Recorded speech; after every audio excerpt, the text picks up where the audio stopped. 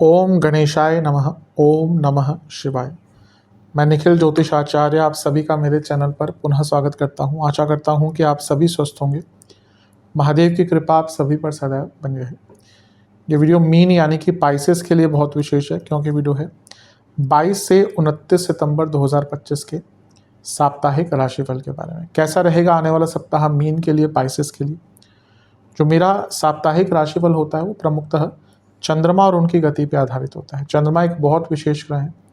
उनकी विशेषताएं तो देखिए बहुत हैं, लेकिन जब हम साप्ताहिक राशिफल की बात करते हैं तो उसके संदर्भ में उनकी तेज़ गति, उनका मन का कारक होना और उनकी एक क्वालिटी कि वह जिस भी भाव में जाते हैं, राशि में जाते हैं, ग्रह के साथ संबंध संपर्क बनाते हैं, उनको बहुत एक्टिवेट कर देते हैं। इन सभी चीज़ों के कारण जो चंद्रमा का गोचर है वो बहुत महत्वपूर्ण हो जाता है। चंद्रमा के गोचर का हमारे मन, मस्तिष्क, भाव, विचार, moods, day to day activities पर बहुत डायरेक्ट इम्पैक्ट होता है। और उसको समझने के लिए, उनके भावों और ग्रहों के साथ संबंध को समझने के लिए ये साप्ताहिक राशिफल अति विशेष होता है। इस अंधकारमय जीवन में केवल ज्योतिष ही एक विद्या है जो हमें गाइडेंस दे सकती है। हाँ, कोई भी राशिफल हो वो एक सामान्य आधार पर दिए जाते हैं, वो आपकी पर्टिकुलर कुंडली का विश्लेषण नहीं होते, लेकिन एक जनरल गाइडेंस के लिए बहुउपयोगी होते हैं। यदि आपकी लग्न राशि या चंद्र राशि मीन है तो दोनों ही गाइडेंस के लिए इस राशिफल को देख सकते हैं। जहाँ से आपको ज़्यादा सूट करता है, रिलेट करता है, वहाँ से इसको ऑब्जर्व कीजिए। व्यक्तिगत तौर पे मेरा मानना है लग्न से देखेंगे तो अच्छा, इनके नहीं पता है तो चंद्र राशि से भी इसको देख सकते हैं। शुरू करते हैं। चंद्रमा आपके छठे भाव में ही होंगे, यानी कि कन्या में 22 तारीख को, और 24 सितंबर को सुबह के 3 तक यहीं पर रहेंगे। चंद्रमा का सप्तम भाव में, सॉरी छठे भाव में नहीं, सप्तम भाव में कन्या राशि में होंगे, और 24 सितंबर सुबह के 3 बजे तक आपके चंद्रमा यहीं गोचर करेंगे।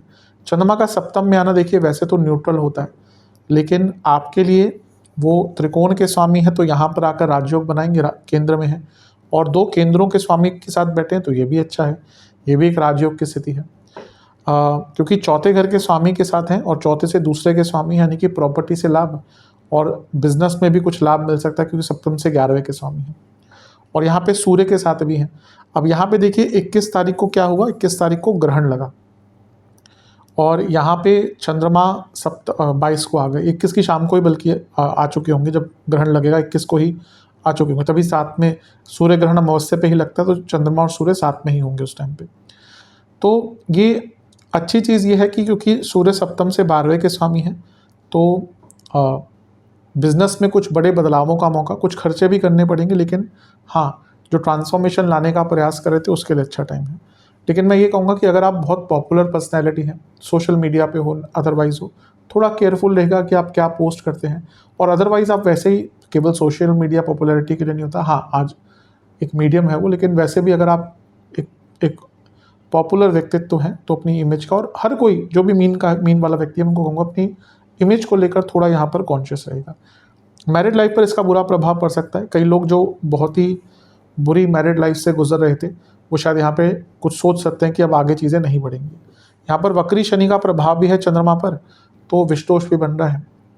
तो कभी कभी क्या होगा ना कि सोशल लाइफ के कारण या किसी से धोखा मिलने के कारण या औरों के कारण आप बहुत नेगेटिव फील करेंगे। मतलब कि कभी कभी होता है कि हमें कोई बुरा फील करवाता है, वैसी ही चीज़ें यहाँ पे दिख रही हैं।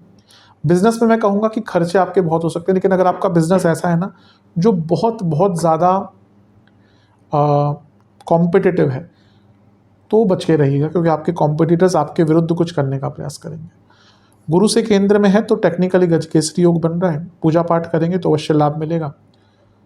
और वक्री शनि जो है वो बदलाव के भी तरफ लेके जाते हैं, और यहाँ पे ग्रहण लग रहा एक दिन पहले, तो ये बताता है कि ना आप अगर अपने जीवन में बड़े बदलाव लाना चाहते थे तो उसके लिए समय बहुत अच्छा है। नवांश कुंडली बता रही है कि अपने गलतियों को एक्सेप्ट करेंगे तभी आगे बढ़ पाएंगे। दशांश कुंडली, कार्य क्षेत्र में कुछ लोगों से डिसएग्रीमेंट्स होने के कारण बहस हो सकती है, बचिएगा। बिजनेस की जहाँ तक बात है, अगर कुछ चीज़ खुद नहीं कर पा रहे तो किसी से हेल्प ले लीजिएगा। लव लाइफ, चीज़ों को ठीक करने का मौका है, री एनर्जाइज करने का मौका है। वैवाहिक जीवन, छोटी छोटी बातों को इग्नोर कर दीजिएगा। यहाँ पे इग्नोर नहीं कर पाए ना, बहुत झगड़े होंगे। स्टूडेंट्स की जहाँ तक बात है, थोड़ा पॉजिटिव रहिए, पॉजिटिव माइंडसेट बहुत हेल्प करेगा। सेहत की जहाँ तक बात है, आपको अगर गॉल ब्लैडर या किडनी का कोई रोग है, दिक्कत हो सकती है। सर्वाष्टक में आपका पंचम भाव भी बली है। पैसा भरपूर आएगा, आइडियाज़ भरपूर आएंगे। थोड़ा ओवर थिंकिंग से अपने आप को दूर रखेंगे तो आपके लिए अच्छा रहेगा। 22 सितंबर को चंद्रमा आ जाएंगे आपके अष्टम भाव में यानी कि तुला में, और 24 सितंबर को चंद्रमा आ जाएंगे आपके अष्टम भाव में तुला में। ये होगा सुबह के 3 बजे, और 26 सितंबर शाम के 4 तक यहीं पर रहेंगे। चंद्रमा का अष्टम भाव में आना एक प्रकार से अच्छा नहीं माना जाता। यहाँ पे वो मंगल के साथ भी हैं, जो मैं हमेशा कहता हूँ मीन के लिए एक प्रकार के योग कारक है। अब मंगल लक्ष्मी स्थान के स्वामी और धन स्थान के स्वामी हैं, और चंद्रमा लक्ष्मी स्थान के स्वामी। तो 2, 5, 8 जो सारे लक्ष्मी या धन को रिलेट करते हैं, इनका मिलन, पनफरा स्थान भी है तीनों। तो ये दिखाता है कि हफ्ते के मध्य भाग में अचानक से धन का लाभ होगा। चंद्र मंगल युति या चंद्र मंगल योग जिसको कहते हैं, ये लक्ष्मी प्राप्ति का, और जो लोग थोड़ा नॉर्मल से हटकर कार्य करते हैं उनके लाभकारी होता है। और गुरु का प्रभाव भी है, राहु का प्रभाव भी है। गुरु लग्नेश है, राहु 12वें घर से देख रहे हैं तो विदेश से पैसा। गुरु राहु दोनों देख रहे हैं तो चंद्र मंगल की प्रबलता को और बढ़ाते हैं, यानी कि व्यक्ति के अंदर साहस होता है कुछ अलग करने का, अपने जीवन को बदलने का, महत्वपूर्ण निर्णय लेने का। अष्टम भाव में तो पैतृक संपत्ति कुछ से कुछ लाभ मिल सकता है। कुछ कार्य अगर रुक रहे थे पैतृक संपत्ति संबंधित तो पूरे हो सकते हैं। और इवन अगर आप प्रॉपर्टी बेचना या खरीदना चाहते हैं, क्योंकि मंगल पर 4थे घर में बैठे गुरु का प्रभाव है तो खरीदने के लिए अच्छा है, और 12वें घर से राहु देख रहे हैं तो बेचने के लिए भी अच्छा है। सब कुछ अच्छा है तो कुछ तो बुरा हो ही जाता है।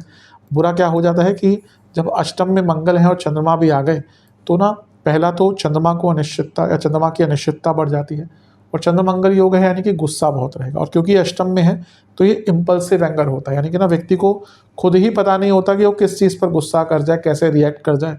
छोटी छोटी बातों पर कभी कोई बहुत बड़ा गुस्सा आ जाता है।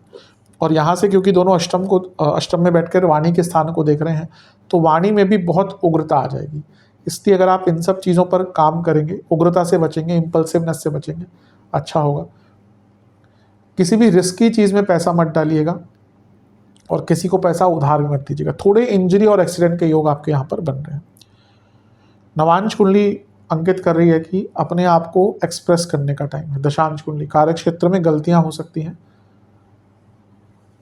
अगर बहुत बुरे हालात हैं ना कार्य क्षेत्र में, जॉब जा सकती है। ये वो टाइम थोड़ा सा अनिश्चितता वाला है। मैं फिर से कहूँगा सबके लिए नहीं होगा, लेकिन अगर आपका बहुत बुरा प्रत्यंतर दशा भी चल रही है ना, तो कुछ लोगों की सडन जॉब यहाँ पे जा सकती है।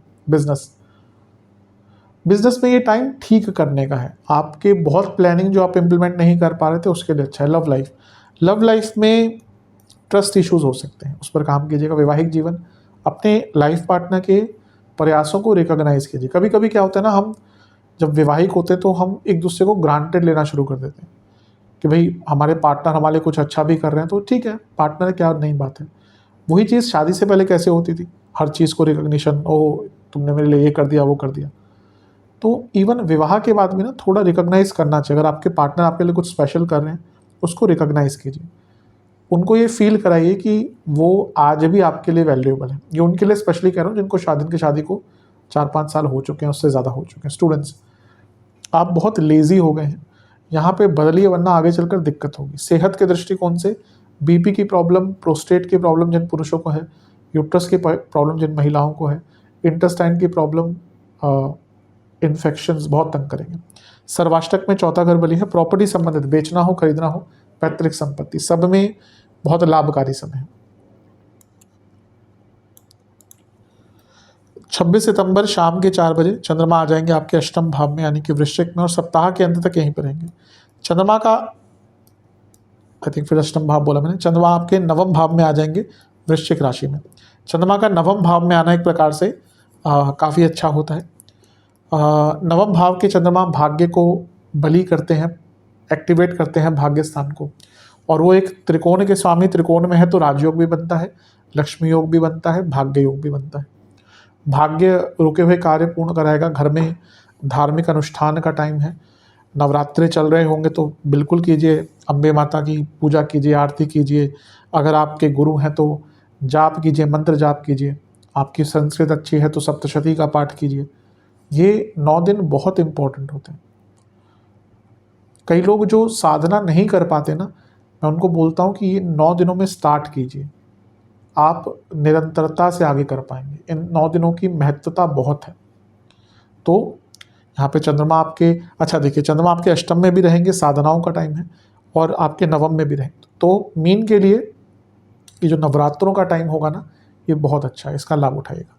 नवांश अच्छा हाँ, एक चीज़ नेगेटिव है, गुरु से छठे में है तो शकट योग बन रहा है और चंद्रमा नीच के हैं। तो पहला तो बॉसेस से थोड़ा बच के रहेगा, और क्योंकि नीच के चंद्रमा और शकट योग, कुछ कार्य आपके ना विलंबित भी होंगे, और विलंबित कार्यों के कारण ना आप बहुत परेशान हो जाएंगे और उसका फ्रस्ट्रेशन कहीं गलत जगह पर निकलेगा, तो उससे थोड़ा बच के रहेगा। लेकिन धन के लिए, पराक्रम के लिए, भाग्य के लिए अच्छा टाइम है। नवांश कुंडली बहुत भाग्य का साथ मिलने वाला है।